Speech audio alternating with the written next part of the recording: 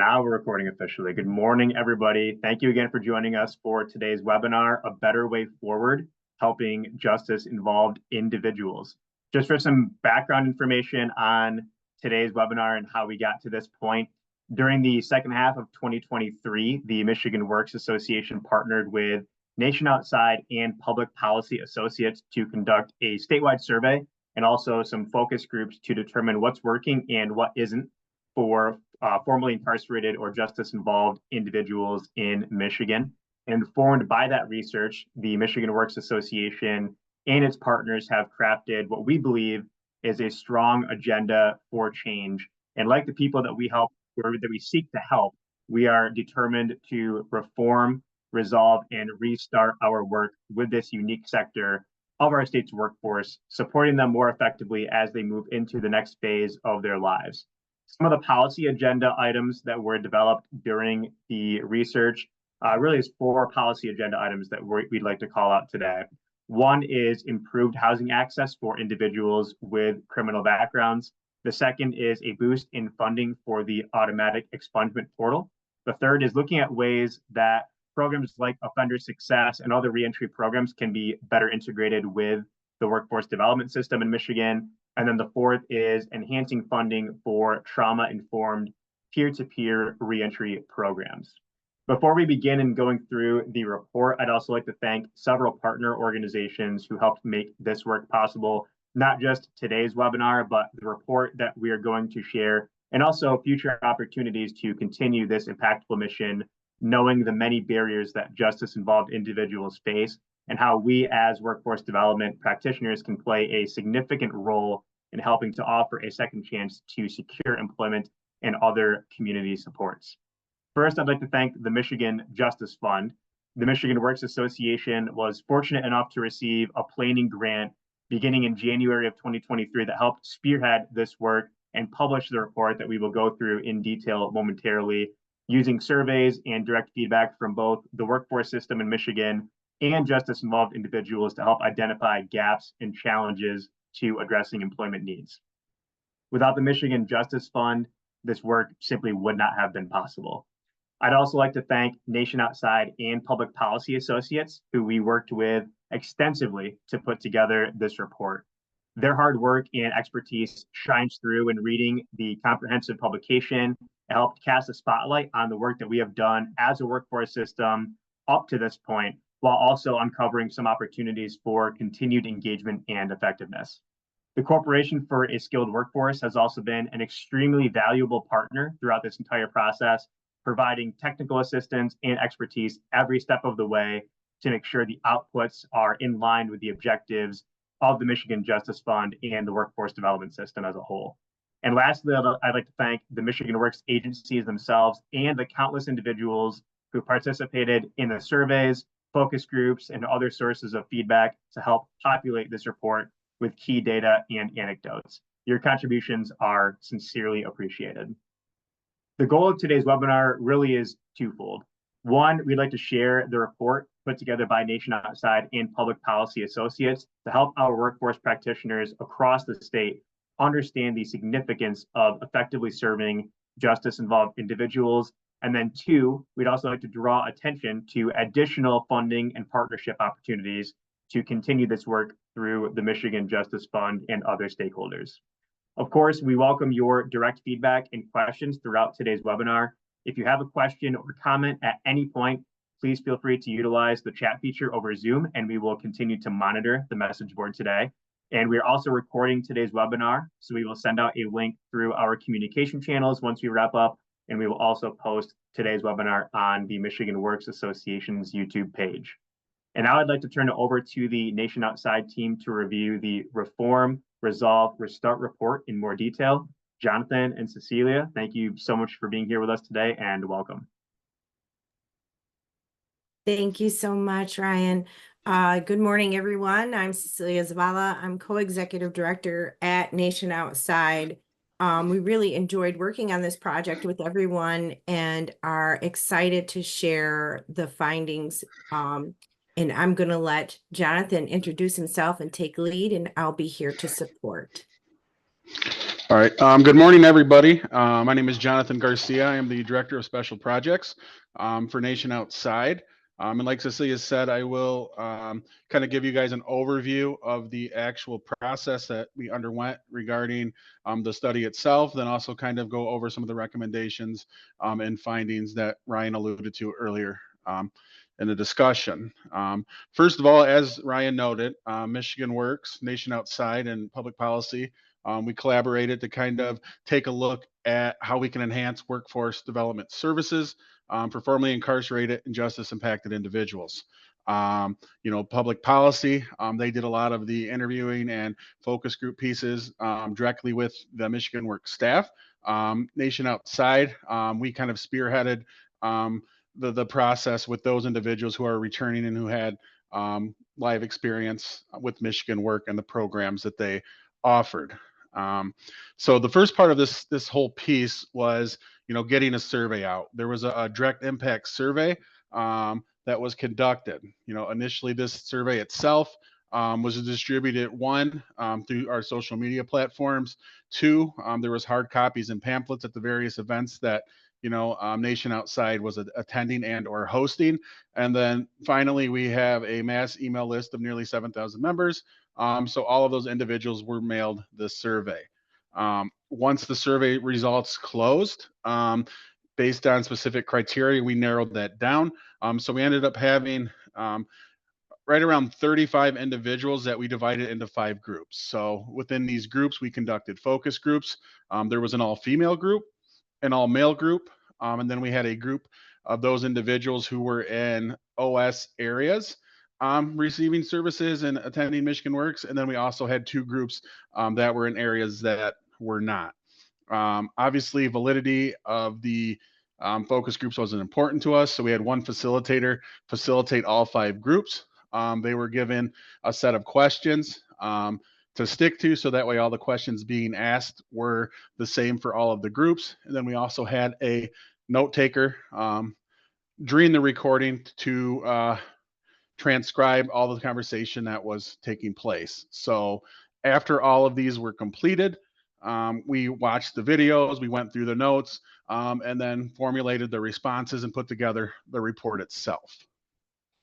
So that's kind of the process, and then once we did begin kind of synthesizing and going through the process, we started kind of breaking things off. The first questions kind of related to the services that Michigan Works provided that these individuals felt were most helpful. And a lot of those things and the most, I guess, reported answers were accessibility. Access to computers, fax machines, printers, phones, and workspaces, the resume building aspect, and the assistance given. All staff also not staff, but participants also reported that interactions with Michigan Works staff was typically always positive, and those individuals helped to the best of their ability. When it came to the various challenges, unfortunately, there was a little bit longer list of things. But again, I think a lot of this time just deals with the individual's needs that sometimes, Michigan Works and other organizations can address. And then also sometimes a lack of understanding to deal specifically with those individuals who are returning. So regarding that, one of the key things where people felt like the staff often lacked the knowledge and training to effectively meet participants at their level of need.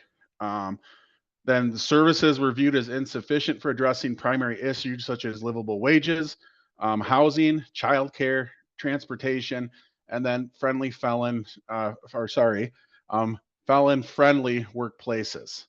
And then with that, they also felt like, sometimes there was a lack of specialized programming for justice impacted individuals. And what I mean by that was, the technology aspect and job skills training. Some of the individuals who are returning did a significant amount of time, and when they initially began their time incarcerated, cell phones, computers, they weren't something that were being used every day. So when these individuals are returning home, oftentimes they don't have the computer or the tech skills to kind of keep up with what's going on. Some individuals reported that, they were given a paper with a QR code and asked to scan this. This would take them to the links that they would need to be at. You know, and unfortunately, a lot of people don't know what a QR code or how that works. So, you know, just on the technology end, many felt like they weren't getting the skills or the help that they needed. But on the back of that end, I would also like to, I guess, highlight the fact that a lot of individuals also expressed, you know, of fear for asking for help, are acknowledging the fact that they were formerly incarcerated. So, you know, right there became a big divide. If an individual's not comfortable with, you know, approaching support staff and letting them know that, how does those individuals know what help and services they actually need? You know, and so in the recommendation piece, that is something that we addressed.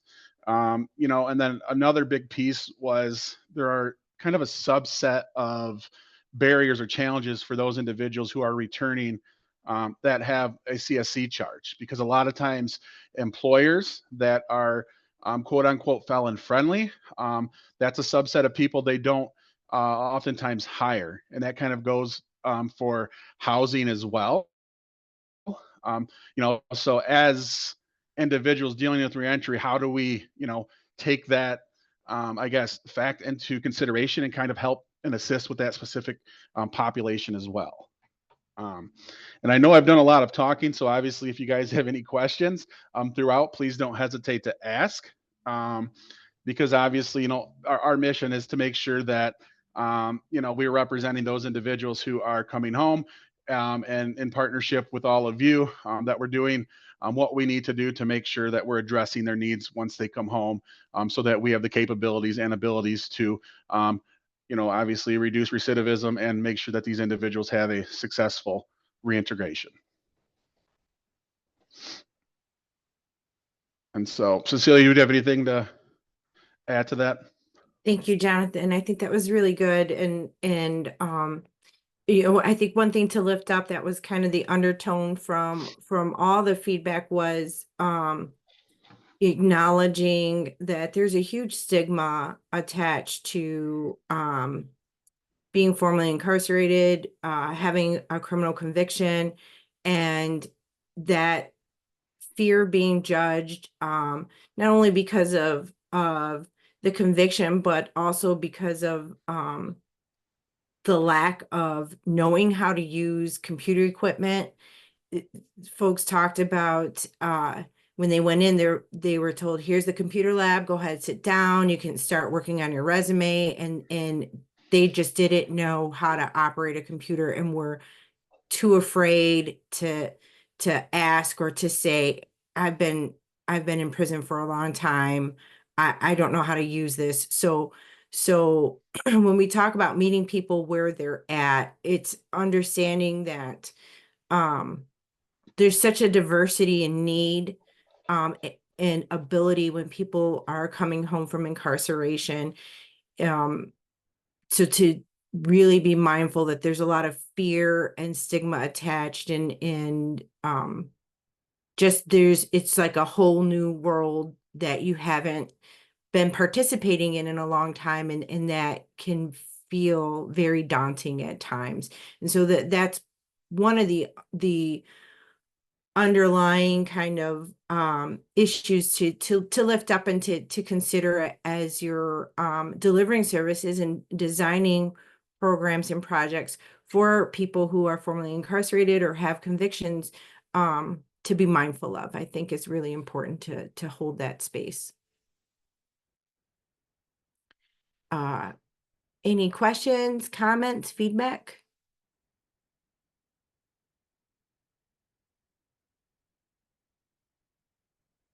Okay, thank you.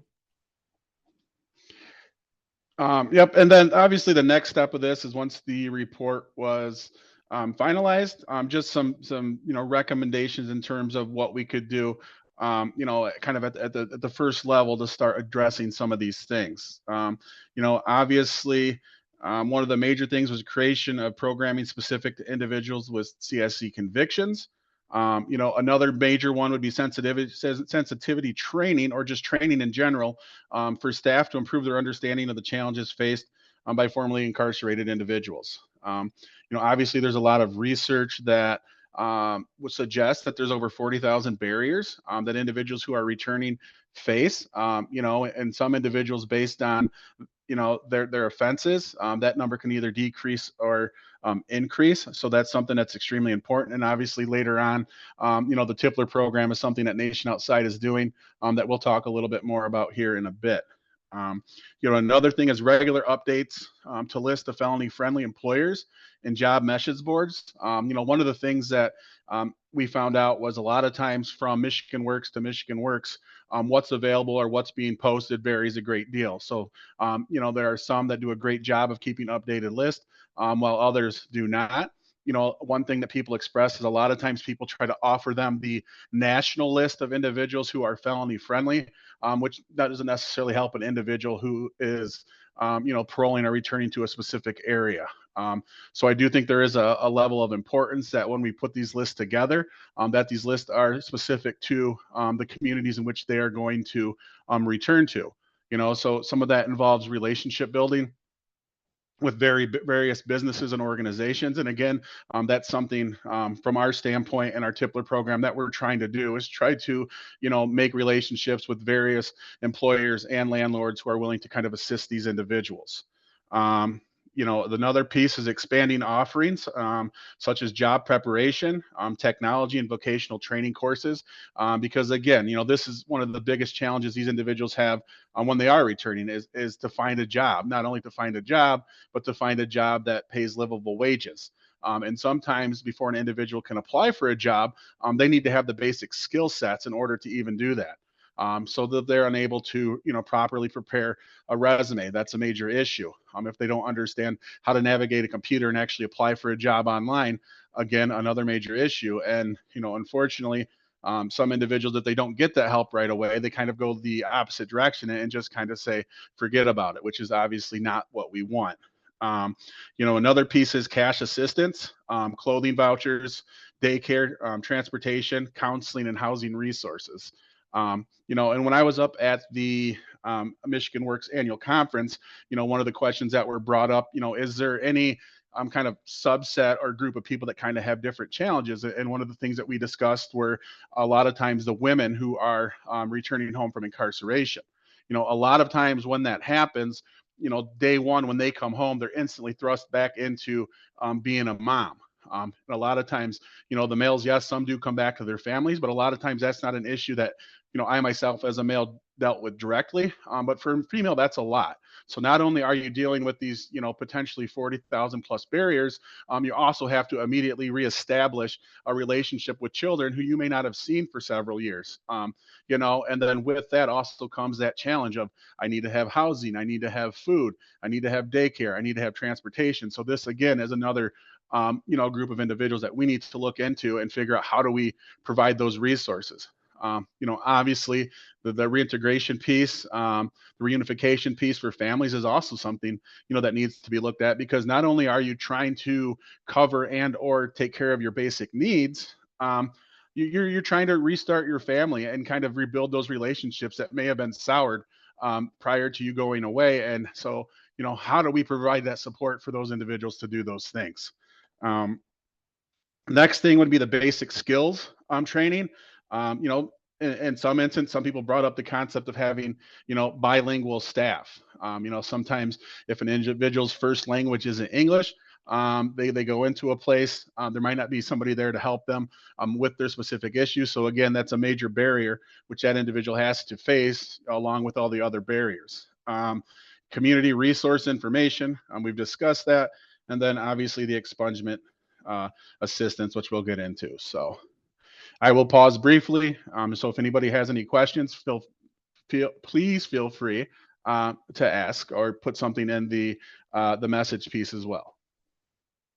John, one question that was direct message to me, what are some ways that you and the Nation Outside team have seen where the workforce system or others are effectively encouraging employers to think about justice-involved individuals as a strong population or demographic to draw talent from? I think that's oftentimes one of the concerns from employers is they simply may not know or be aware of the advantages of hiring from this population. So in your mind, what are some of the ways in which the workforce system can encourage employers to think about this path in a little more detail. Well, I do believe, obviously, for one, there is a level of tax break for hiring an individual, with a past conviction. There are also some places that offer a level of insurance, saying if you hire this individual and they do something, that you're not held reliable. But I also think, one of the biggest pieces is, just letting them know that these individuals are needing a job and for the reasons why. Another thing that necessarily isn't a super good reason for individuals, but a lot of times when individuals come home, a part of their stipulations is maintaining employment. So a lot of times when you hire these individuals, they're going to show up and they're going to be there every day to do that job. And again, I think the important piece is too just expressing the concept of second chances. Because I do believe every individual has made mistakes and done things, that they might not be proud of. And again, one of the things I always like to tell people is, when you go to prison or incarcerated, you become a less than. You're not treated as a whole.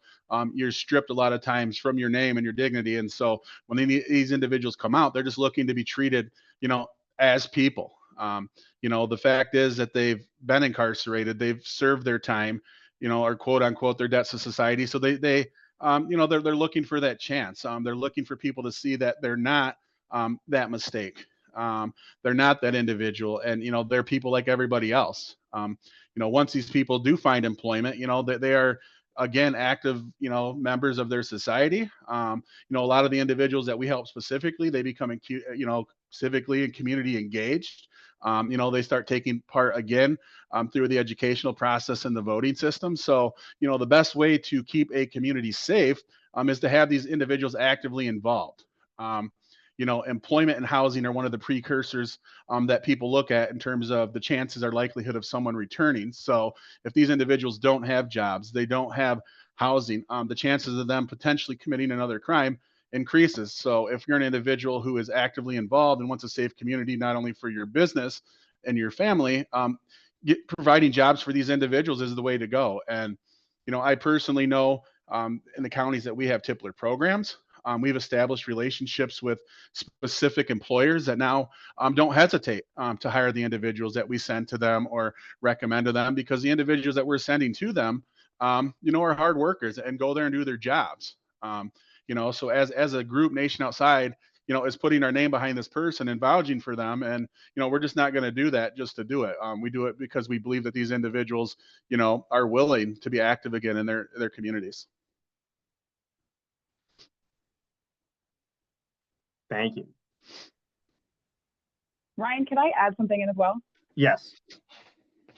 Just on the employer front, I'll introduce myself a little later, but I think my name is Chiokimo Telesford with Corporation for a Skilled Workforce. And I think you guys know this, that oftentimes employers speaking to other employers is really powerful. And so finding an employer partner who has done the work and can more explicitly talk about what that process looks like, that can be a powerful way to not just shift minds, but also help them think about how to operationalize it, right? Even when people pull up a background check, it is complicated, and folks need to be able to understand what that all means.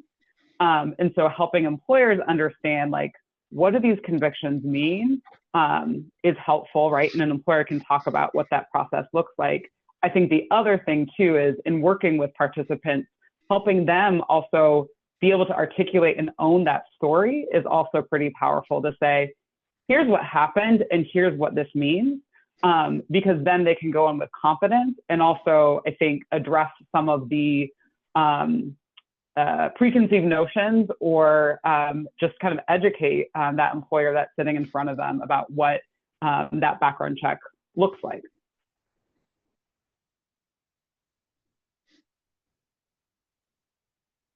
Thank you, Chioki. And again, as a reminder, if you have any questions, please feel free to take yourself off mute or type them into the chat. One additional housekeeping item I forgot before we proceed. If you would like to enter your name and organization that you're from, I know that I'm familiar with where most everybody on the call is from with our Michigan Works agencies, but for our presenters, I'm sure they'd love to know where from the state in which local Michigan Works office you're with, or other partner organization you're with as well. So if you have time and you'd like to, please feel free to enter your name and organization in the chat. All right, John, feel free to continue whenever you're ready. Okay, awesome, absolutely. And then the next piece were some of the policy recommendations, and one of the things that obviously through this work that we had discussed with Ryan was one, the support for the Fair Chance Housing Act. That's House Bill 4878, and essentially what that does, it kind of advocates for limiting criminal background checks in the rental housing application.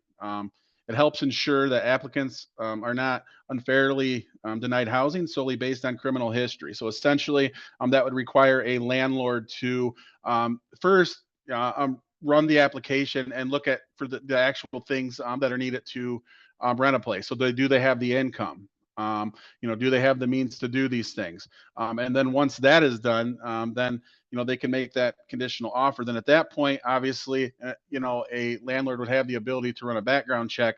But again, there's a process in play that would involve, the individual who is applying for rental to explain to them, that background check. So this is yes, this charge came up. This is what happened. This is where I'm at now, and this is why I'm a good tenant. Obviously, if the landlord decides not to rent to that individual, the applicant does have a right to, to fight that. But this bill is very important because again, it almost makes individuals with a criminal history kind of a protected group, which isn't necessarily the case in the past. So this is a huge piece of legislation that would help individuals, again, obtain housing. And reduce their chances of going back. Another thing that we had discussed was funding for the automatic expungement portal.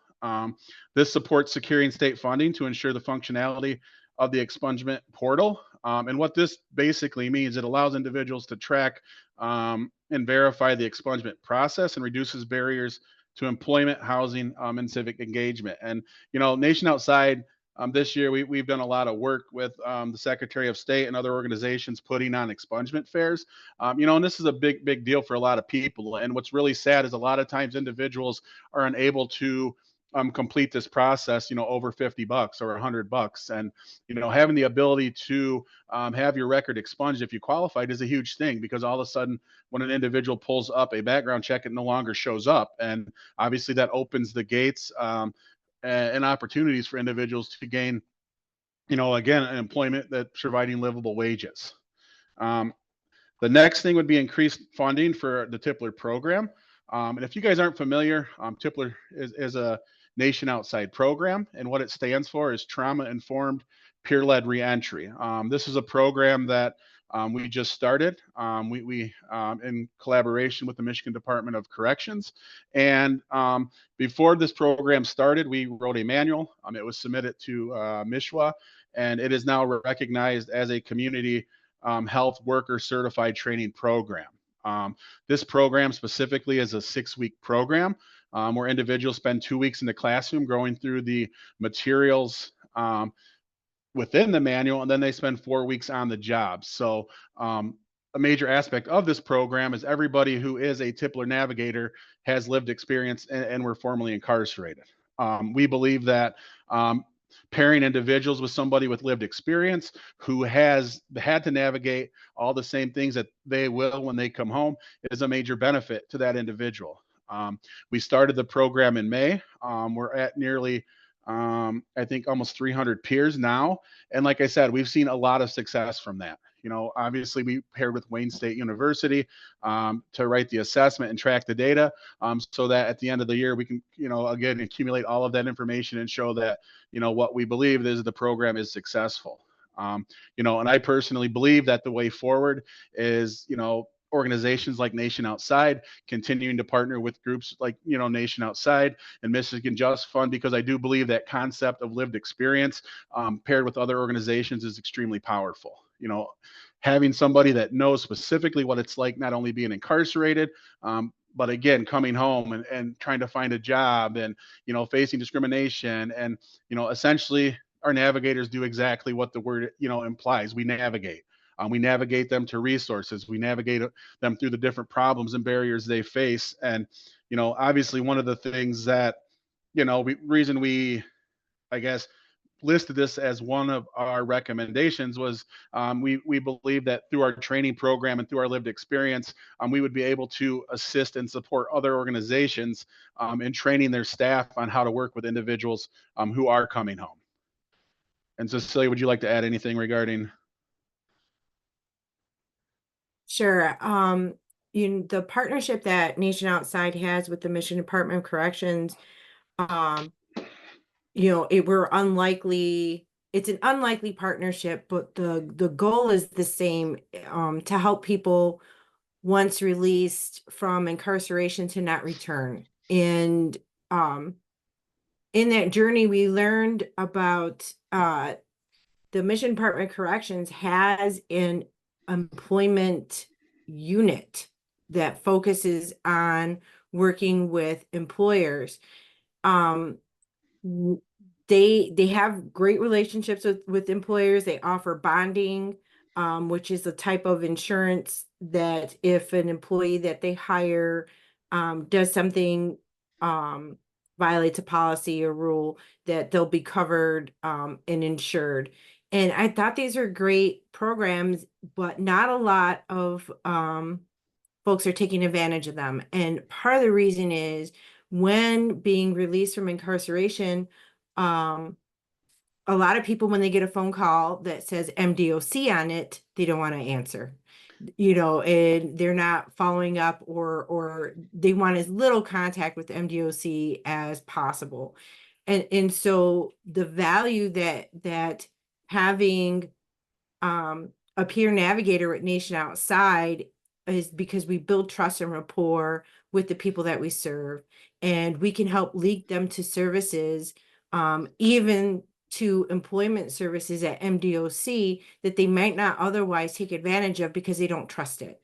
And so having a navigator and having a partnership with Nation Outside or any other organization that has staff that are directly impacted, assisting you is huge. It helps to create a safe environment for folks and really help with service delivery and people taking advantage of what all the organizations have to offer. It removes kind of the stigma and some of those barriers.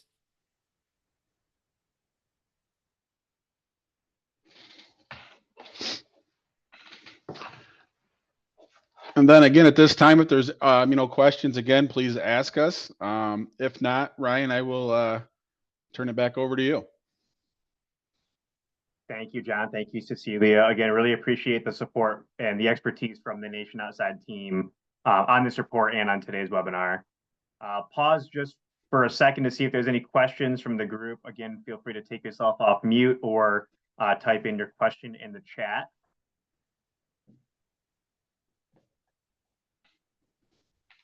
Okay, we will move along next. Now that we have gone over the report in a little more detail, I'm sure the question that we're all asking is, what can we do now?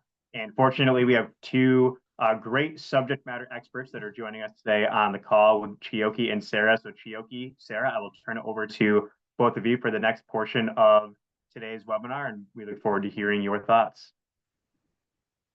Perfect. Thank you so much, John and Cecilia. It was great hearing. I've read the report multiple times. I've heard about it from you all, but kind of hearing it again kind of brings it to life.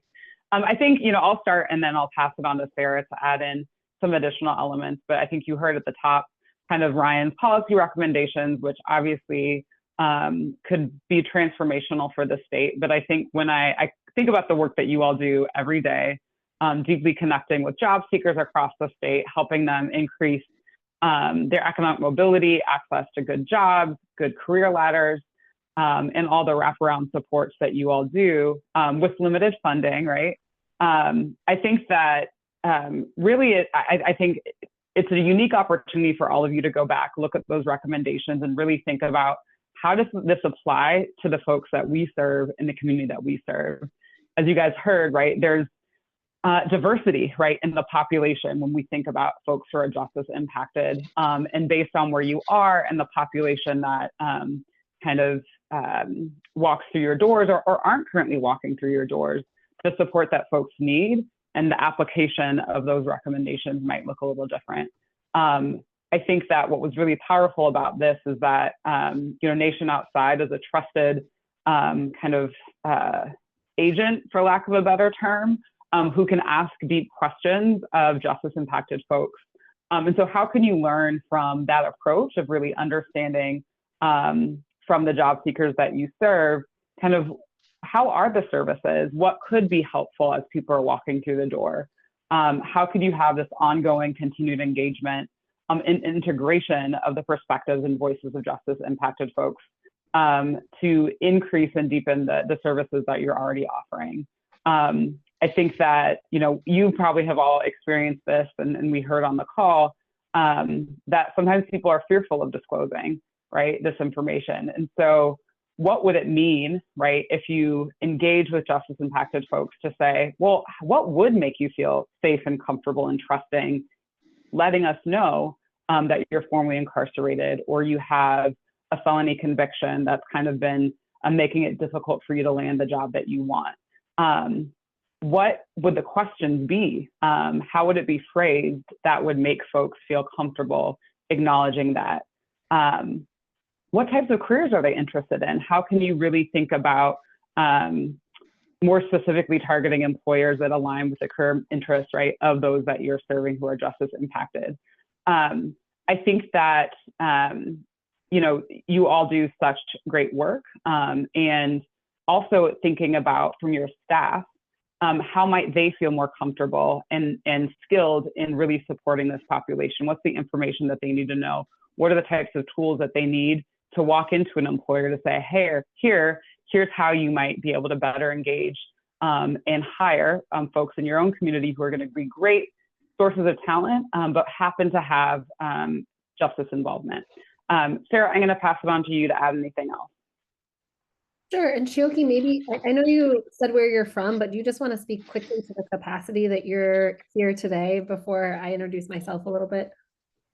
Yes, awesome. I often forget to introduce myself. So my name is Chioke Motelis. We're Corporation to a Skilled Workforce. We're a Michigan-based nonprofit that does work to increase the economic mobility of job seekers, and with a large focus on folks who've been historically excluded from opportunity. And today in this capacity, I'm working kind of in partnership with the Michigan Justice Fund. I support them in a lot of their economic mobility strategies. Really excited to be here. Was a part of, as Ryan mentioned, the team that helped support some of the planning grantees from 2022. And so great to kind of see this work on the other end. Thanks, Chioke. Thanks so much.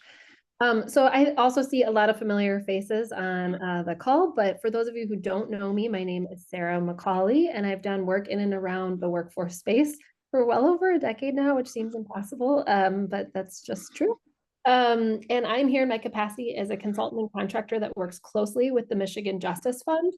I know there's some on the call that are pretty familiar with the Michigan Justice Fund, but it's probably helpful to just offer some grounding information about the fund itself.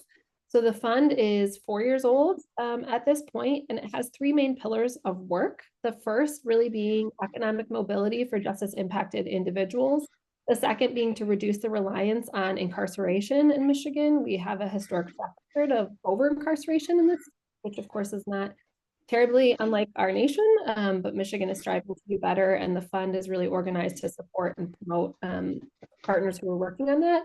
And then also to strengthen the field of folks on the ground who are working very closely to do that work and who are working either as justice impacted individuals to impact work or alongside justice impacted individuals, trying to center the voice of those most impacted by the work. And I offer that background because I believe that all three of those buckets touch everybody that I believe is on this call today. The first, of course, being that economic mobility is central to the work that you're all doing.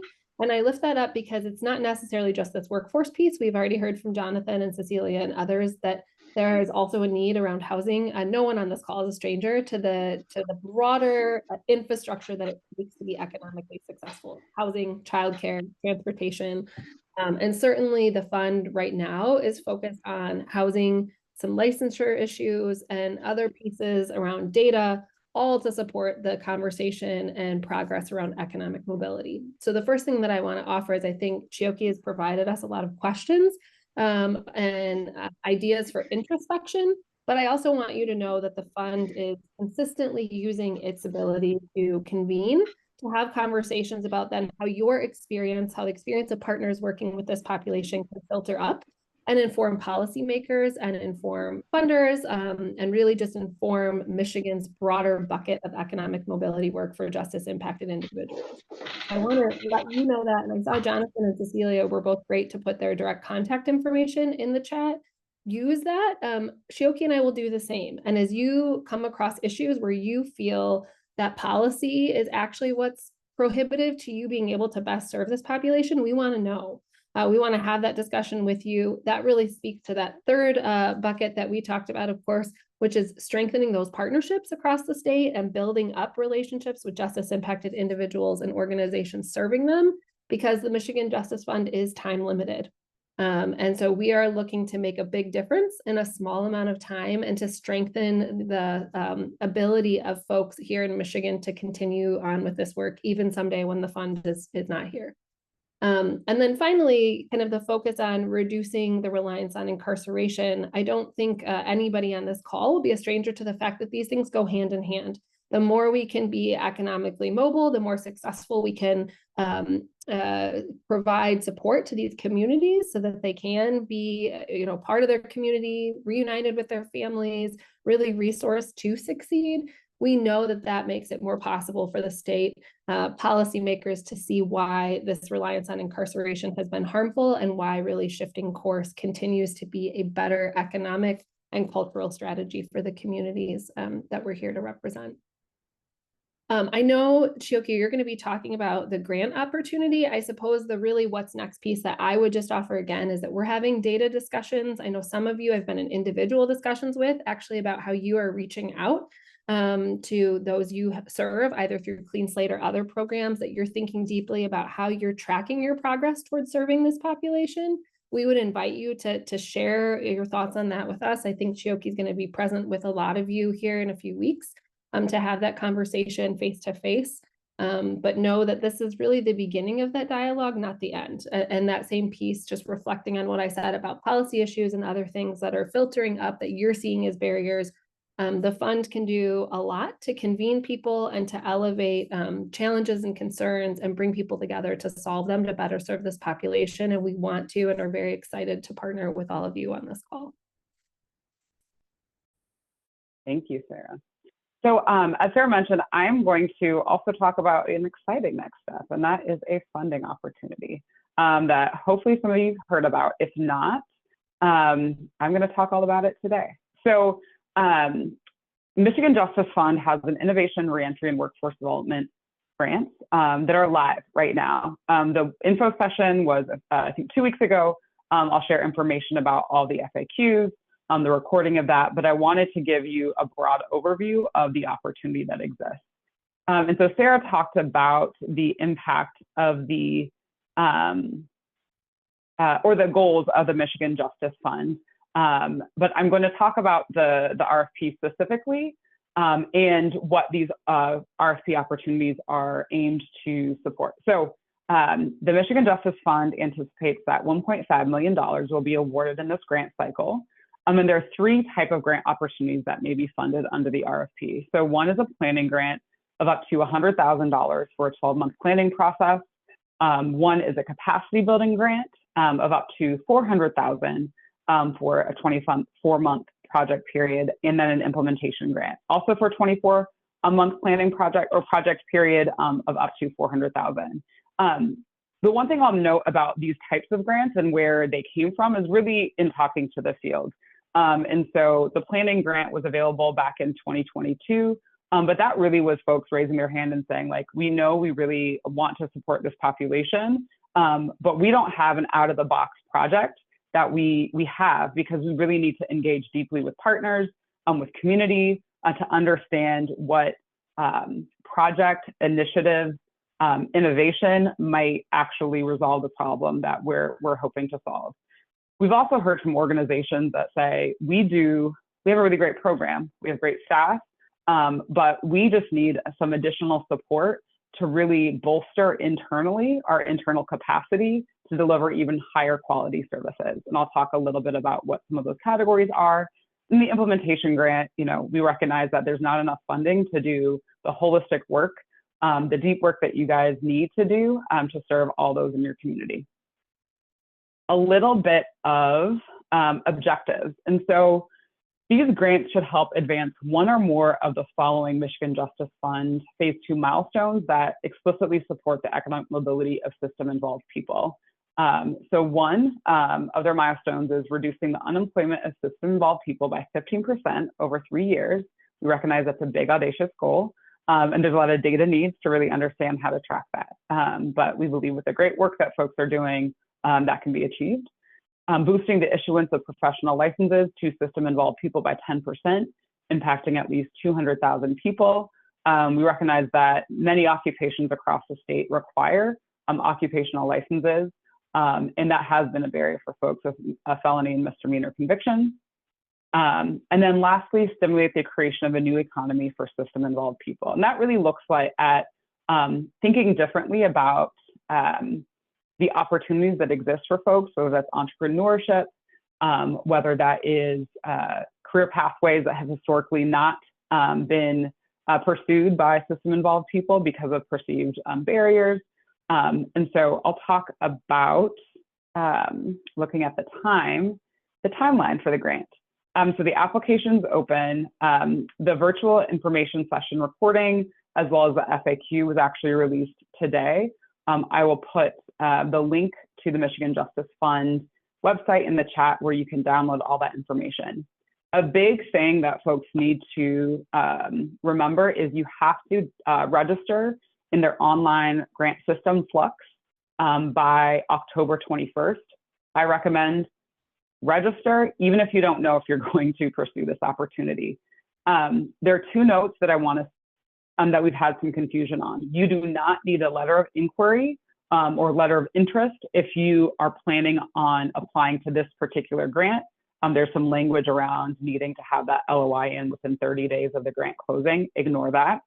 Also, this grant is available to anyone who's serving folks across the state of Michigan, not just Southeastern Michigan.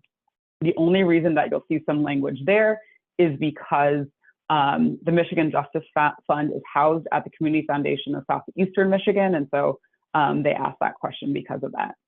And then Halloween, October 31st, the application closes not at midnight, at 5 p.m. So for those who have littles that they might be trick-or-treating with, make sure that you allow space and time to get that in. Or if you're like me and wait to the last minute to build the costume, make sure you have this in the day before. Okay, so who's eligible? All of you are eligible to apply based on who I'm seeing in the room, but I'll go over the details. So the applicant organizations must have a certified financial audit, financial review, or filed a Form 990. I do want to make note that you can have a lead applicant and have partners, and we recommend and encourage partnership, right? We all have our areas of skills and our sweet spot. There's another organization that will bolster the approach that you're having because of their unique skill. You can partner together on that. You must be Michigan-based. And while grants to religious organizations are considered, sectarian religious programs are not eligible. So this means that if you are a religious organization, everyone needs to be welcome and available to actually enroll or receive those services. So I'm going to quickly go over this. The planning grant is really designed to allow you to step back and do the research, partnership engagement, and strategic planning that you need to actually implement something, right? And so the Michigan Works Association received a planning grant. They have a host of recommendations, and now really with that information, may be primed to think about how do we implement this through another grant opportunity.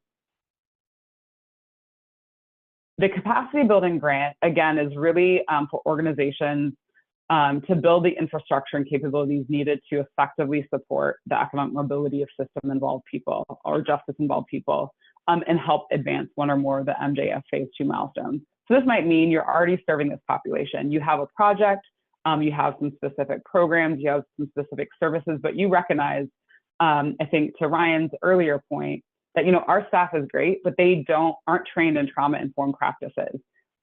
They might not know how to actually approach folks with that. So maybe some training around that would be great. Maybe holistic services, right? You recognize that you need staff to really understand partnerships on the ground, who can provide that housing support or the behavioral health support.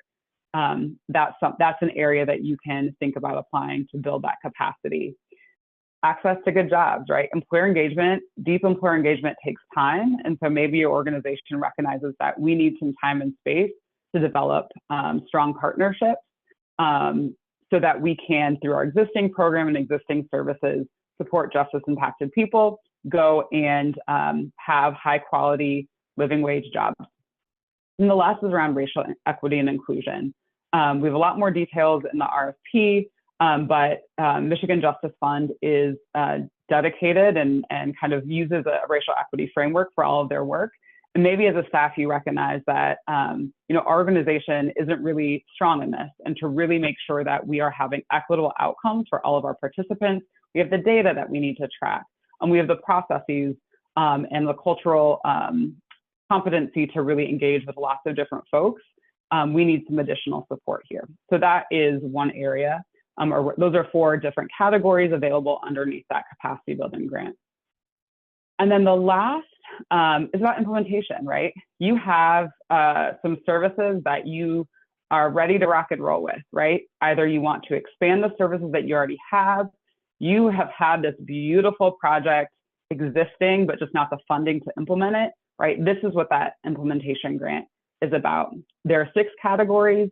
Given time, I'm not going to go into detail here, but I do recommend that you look at the FAQ, you look at the details of the RFP to really think about which opportunity aligns best with what you're trying to do. We did get the question, can people apply to more than one? Yes, you can. But we recognize it's an investment of your time to really build that.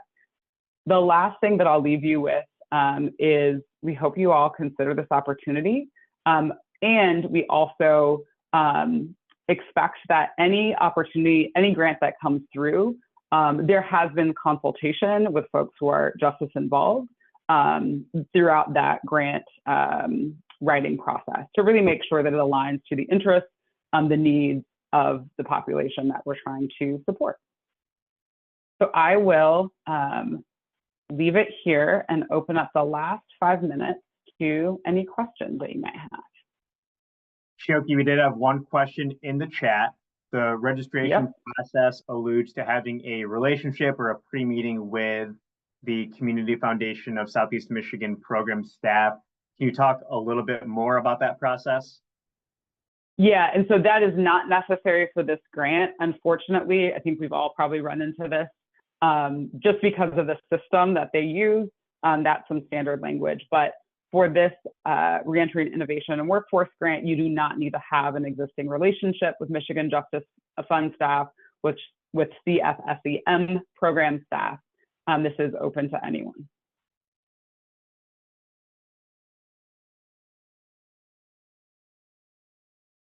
The other note that I will mention, because this was a kind of a question that came up a few different times, both in the questions that we received and in the info session, was the services is not, these grants are not just for folks who've been formerly incarcerated. It can also be through folks who maybe they have a felony conviction but never were incarcerated in the state prison. We've had folks who may have worked in partnership with a county jail. Maybe it's folks who are on probation. And so again, really thinking about who's the population that you're trying to serve. Maybe it's everyone who's justice impacted, or maybe it is a subset of that population. So wanted to make note there. any last questions?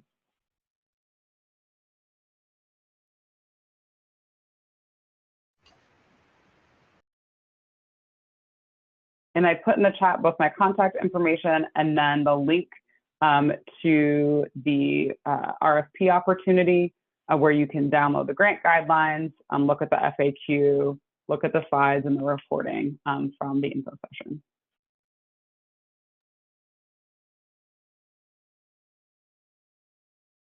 Any last questions here before we wrap up?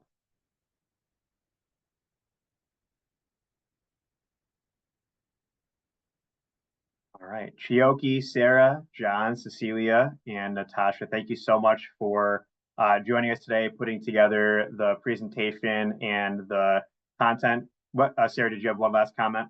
You've got another question in the chat. I just don't want us to leave somebody hanging. They're asking if Yes, there's any thank you. match Are there requirements. any match requirements, Chioke? For No, the... no, there is not. I mean, we always love being able to leverage other funding opportunities, but no, there's no match opportunity, no match requirements. Thank you. Sorry, Ryan, didn't mean to throw you off, but we had to No, just no, make you're sure fine. we got one last answer in. Thank you for monitoring that. I appreciate it. Sure. Again, thank you to our presenters. Thank you to our attendees for joining us today. Once again, we will get this recording posted on the YouTube channel for the Michigan Works Association and send out a link to the recording for our appropriate communication channels. Feel free to check out the link with the RFP information that Chioke posted here in the chat, and we look forward to hearing from everybody soon. Thank you and enjoy the rest of your week.